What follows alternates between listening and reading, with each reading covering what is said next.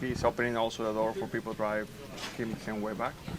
Would you have done anything different if you were in his shoes last week? It's hard to tell. If I wasn't exactly the same position, probably.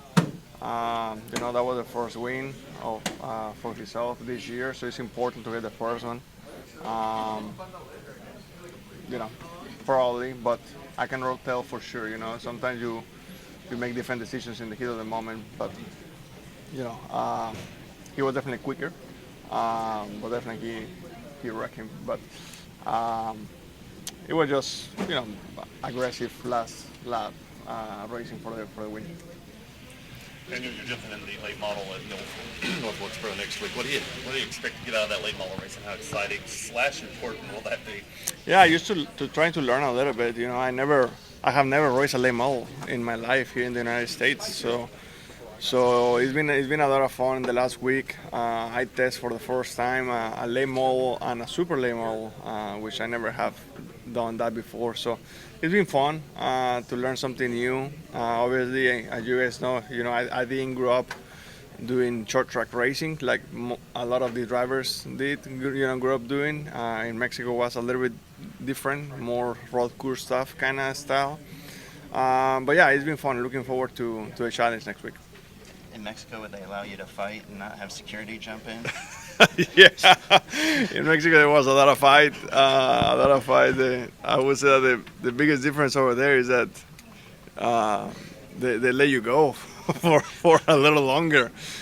Seems to me that here in the U.S., whoever hits first wins, because after that everyone gets involved and the fight is over. But yeah, it's a bit different. So does that change your strategy if you ever get mad enough again to hit someone like you did a few years ago at Phoenix? Well, actually a few years ago at Phoenix, I felt like I didn't start the fight.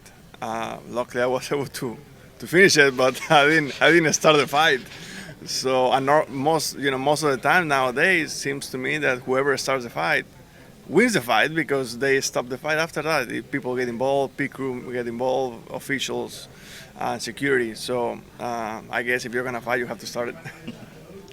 Do the drivers want security to step in or not? Let you guys be like? I think, it's tough because nobody wants to be in that position, because nothing positive comes from that other than publicity for commercials in NASCAR. But sponsors, sometimes they don't like that kind of stuff, so that's the tricky part. Also, once you are already in that situation, that sometimes you're in the heat of the moment and you don't think about everything else, all the consequences, let's call it that way. I wish NASCAR let him go for a little bit, at least 10 seconds. At least. I mean, why not? I mean, I think they should let him go for a little bit, kind of like maybe not as much as hockey, but at least a little bit, because they have to get the emotions out. I think that after the fight, I don't think they were very, relaxed. So maybe if they can go after for 15 seconds, maybe they will be more relief. But that's just my opinion. Did you get any lessons from Ross on how to fight? This is Harrison Burton, driver the number 21. Make sure to hit that subscribe button. Also, check out one of these two videos beside me. Visit frontstretch.com for more racing content.